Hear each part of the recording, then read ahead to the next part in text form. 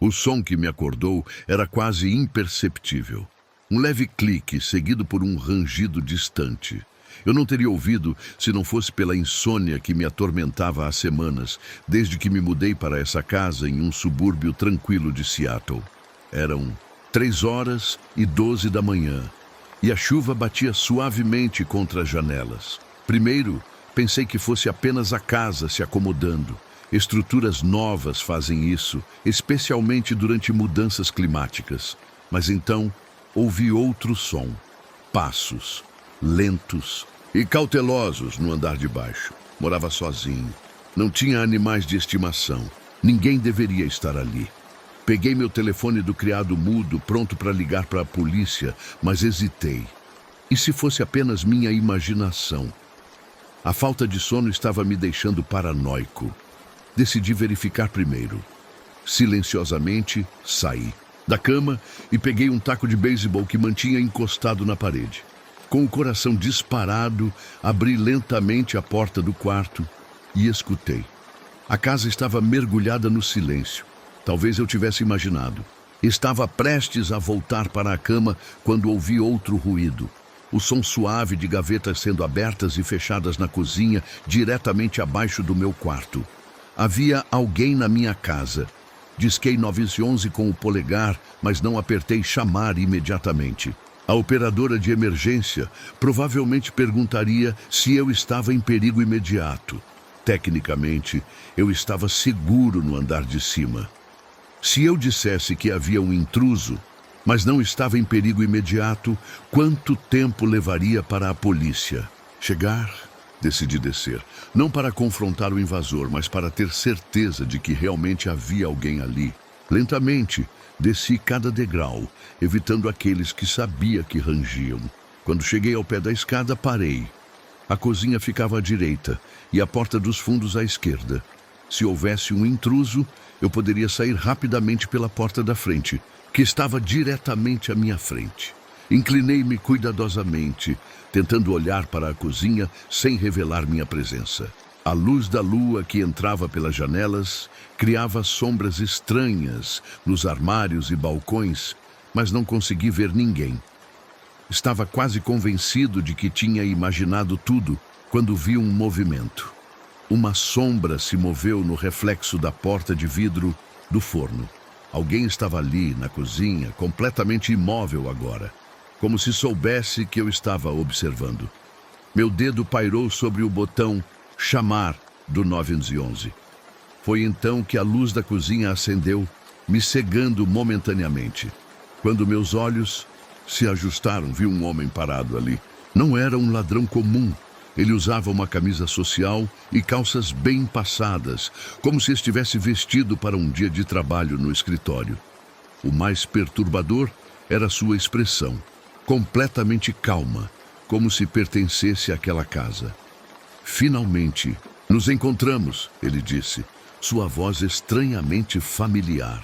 Recuei em direção à porta da frente, ainda segurando o taco de beisebol. Quem é você? O que está fazendo na minha casa? Ele inclinou a cabeça, parecendo genuinamente confuso. Sua casa? Tenho vivido aqui por anos. Foi quando notei algo na mesa da cozinha. Fotos, dezenas delas, espalhadas metodicamente. Reconheci algumas. Eram fotos minhas. Eu entrando na casa, dormindo, comendo, trabalhando no meu laptop. Fotos que só poderiam ter sido tiradas por alguém observando de dentro da casa. Tenho observado você, ele disse calmamente. Estudando seus hábitos, você raramente tranca a porta dos fundos. Sai para correr todas as manhãs às 6h. Toma banho às 6h45. Adormece por volta das 23h, exceto às sextas, quando fica acordado até mais tarde. Apertei o botão de chamada no 911, mas mantive o telefone escondido. Já estive aqui antes, ele continuou. Muitas vezes, enquanto você dormia. Às vezes fico sentado no seu quarto, observando você respirar. Já experimentei sua comida. Usei seu chuveiro quando você não estava. Esta casa tem sido tanto minha quanto sua por semanas. A operadora atendeu, sua voz distante no meu telefone. Não ousei falar, mas esperava que ela estivesse ouvindo. O mais interessante, disse o homem, dando um passo à frente, é que você nunca percebeu. Até hoje, ele deu outro passo. Eu recuei, segurando o taco com mais força. Vou embora agora. Ele disse surpreendentemente, mas voltarei. Você nunca saberá quando estou aqui e quando não estou. Esse é o nosso jogo agora. Ele se moveu em direção à porta dos fundos, nunca tirando os olhos de mim. Antes de sair, sorriu. Tranque suas portas esta noite. Não que isso vá me impedir. A polícia chegou 15 minutos depois. Encontraram as fotos e evidências de que alguém realmente esteve vivendo na minha casa. Pequenos itens mudados de lugar, comida faltando, até mesmo um saco de dormir escondido no porão. Nunca o encontraram. Mudei-me na semana seguinte, mas a sensação de violação nunca me deixou. Agora vivo em um apartamento com segurança 24 horas e câmeras por toda parte. Ainda assim, toda vez que volto para casa, verifico cada cômodo, cada armário, cada espaço onde alguém poderia se esconder. Porque a verdade é que nunca mais me senti verdadeiramente sozinho em casa. Até hoje, anos depois, ainda acordo no meio da noite, com a certeza de que há alguém me observando nas sombras. Moro em uma casa isolada nos arredores de Burlington. Meus vizinhos mais próximos ficam a quase 2 quilômetros de distância, o que geralmente me agrada. Naquela noite, porém, a distância me fez sentir completamente vulnerável. Era janeiro e uma tempestade de neve havia cortado a energia. Não era incomum naquela região, então eu estava preparado com velas e um aquecedor a gás. O que me incomodava era o silêncio. Normalmente, há o zumbido constante dos aparelhos eletrônicos, pequenos ruídos que se tornam tão familiares que mal percebemos. Mas naquela noite havia apenas o uivo ocasional do vento e o estalar da madeira da casa contra o frio. Eram por volta das 23h quando ouvi o primeiro som. Um rangido no deck dos fundos. Inicialmente pensei que fosse apenas a madeira contraindo com o frio. Mas então ouvi novamente, mais distintamente. Passos, lentos e cautelosos, como se alguém estivesse testando cada tábua para evitar fazer ruído. É só a neve caindo do telhado, pensei, tentando me convencer. Mas o padrão era inconfundível. Alguém estava lá fora, caminhando pelo meu deck. Apaguei minhas velas e me movi silenciosamente até a cozinha para pegar um facão. Com o coração martelando contra meu peito, fiquei parado no escuro, esperando. Os passos pararam perto da porta dos fundos. Ouvi o leve ruído de metal. A maçaneta sendo testada. A porta estava trancada, mas isso não acalmou meu medo. Peguei meu celular, mas não havia sinal. A tempestade devia ter derrubado as torres também. Estava completamente isolado. Fiquei imóvel por quase 20 minutos, ouvindo. Os passos se afastaram da porta e contornaram a casa, parando ocasionalmente. Então, ouvi um som diferente, o ruído de algo arranhando uma janela. Não era o vento, era metódico, intencional. Me esgueirei até a sala, mantendo-me longe das janelas. O arranhão continuou, seguido por uma batida suave no vidro. Depois silêncio. Longos minutos se passaram antes que eu ouvisse os passos novamente. Agora na varanda da frente. Então algo diferente aconteceu. Meu telefone vibrou. Apesar da falta de sinal, recebi uma mensagem de texto. Abra a porta. Está frio aqui fora. Um calafrio percorreu minha espinha. O número não estava registrado nos meus contatos. Como alguém conseguiu me enviar uma mensagem quando não havia sinal? Posso ver você através da janela, dizia a próxima mensagem. Gelei. As cortinas estavam fechadas. Eu tinha certeza disso. Mas quando olhei para a janela da sala, notei uma pequena fresta onde as cortinas não se encontravam completamente. De onde eu estava, podia ver a varanda, vazia sob a luz fraca da lua refletida na neve. Então, vi um vulto passar rapidamente pela fresta. Recuei, segurando o facão com tanta força que meus dedos doíam. A campainha tocou. Um som ensurdecedor no silêncio da casa. Novamente meu telefone vibrou. Sei que está aí dentro. Abra a porta. Decidi me esconder no porão. Fechei a porta atrás de mim e a bloqueei com uma pesada estante de ferramentas.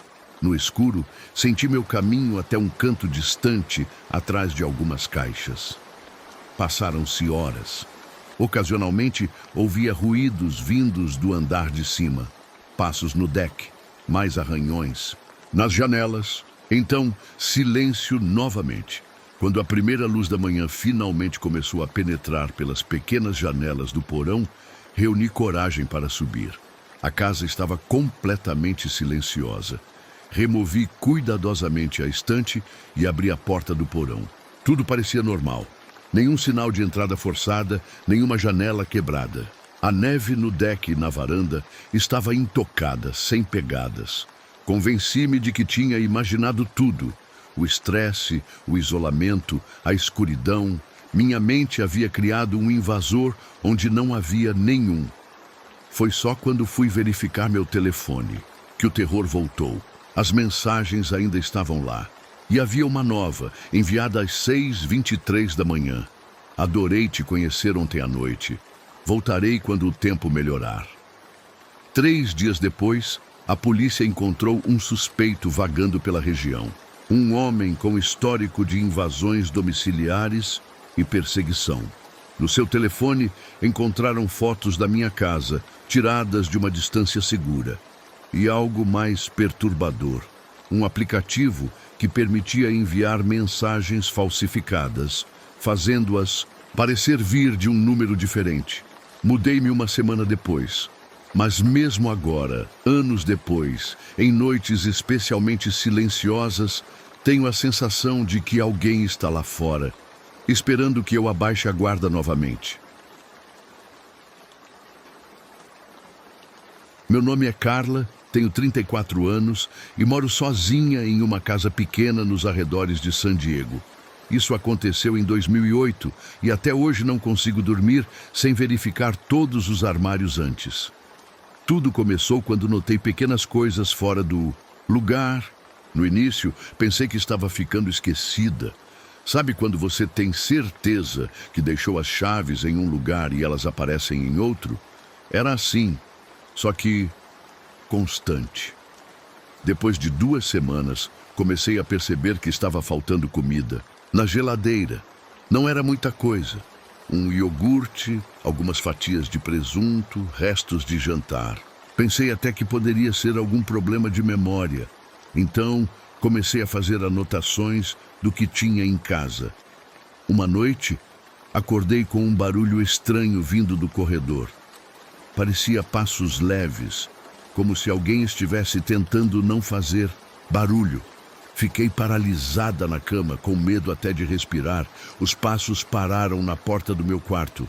Fiquei deitada, fingindo dormir, enquanto sentia alguém me observando pela porta entreaberta. Depois de alguns minutos que pareceram horas, os passos se afastaram. Na manhã seguinte, notei migalhas na mesa da cozinha que eu tinha certeza que havia limpado antes de dormir. Liguei para meu irmão e contei o que estava acontecendo. Ele achou que eu estava ficando paranoica, mas insistiu para que eu instalasse algumas câmeras. 3 dias depois de instalar as câmeras, estava no trabalho quando recebi um alerta no celular. Abri o aplicativo e quase deixei o telefone cair. Havia um homem desconhecido andando pela minha cozinha. Ele parecia completamente à vontade, como se morasse ali. Chamei a polícia imediatamente. Quando chegaram à minha casa, encontraram um homem escondido no pequeno espaço entre o teto falso e o telhado. Ele tinha criado um quarto lá em cima, com um colchonete e alguns pertences. Descobriram que ele entrava e saía por uma abertura, o que havia feito no fundo do meu armário de roupas.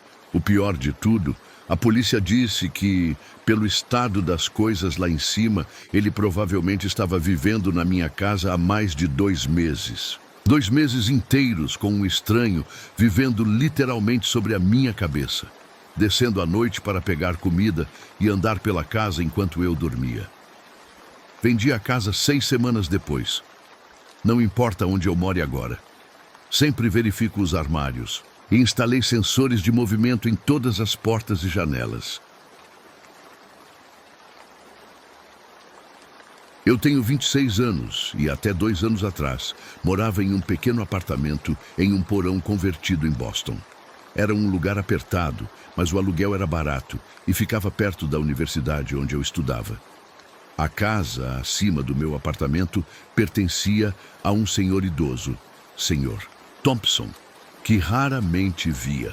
O acordo era que eu cuidaria do jardim e da neve no inverno em troca de um desconto no aluguel.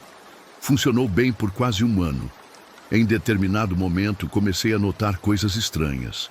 O consumo de água e eletricidade aumentou consideravelmente, embora meus hábitos continuassem os mesmos. À noite, às vezes ouvia passos e barulhos que pareciam vir de dentro das paredes do meu próprio apartamento. Uma manhã, encontrei uma xícara de café usada na pia que tenho certeza que não estava lá quando fui dormir.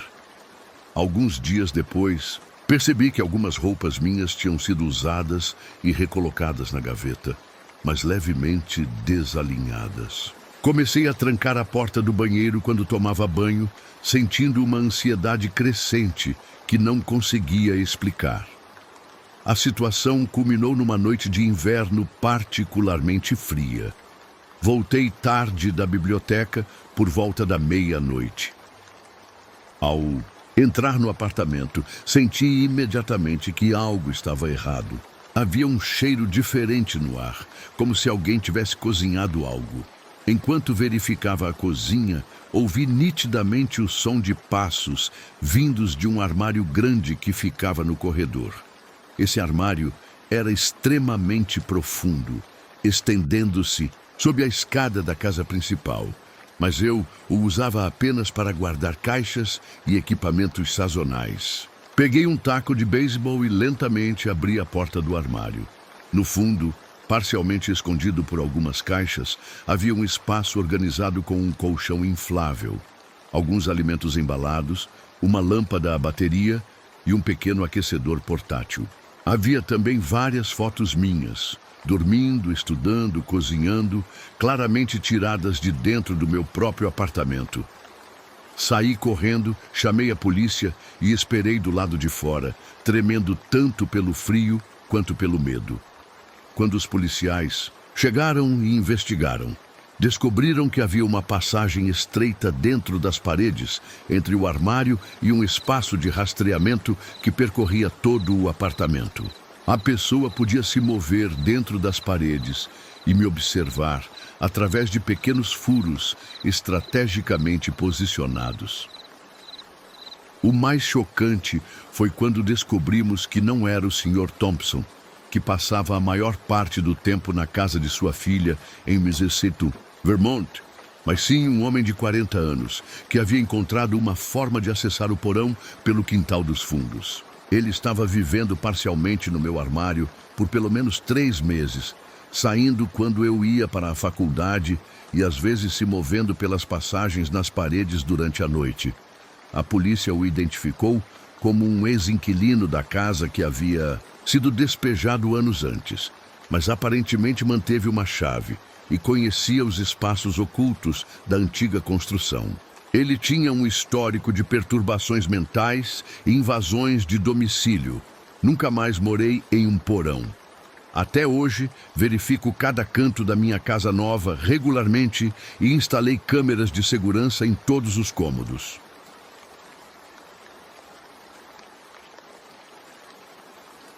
Se você gostou desses relatos, não se esqueça de se inscrever e deixar sua opinião nos comentários. O que você faria no lugar dessas pessoas? Qual dos relatos mais te deu medo? Deixe sua sugestão de que tipo de relatos você gostaria de ouvir no próximo vídeo e até os próximos relatos.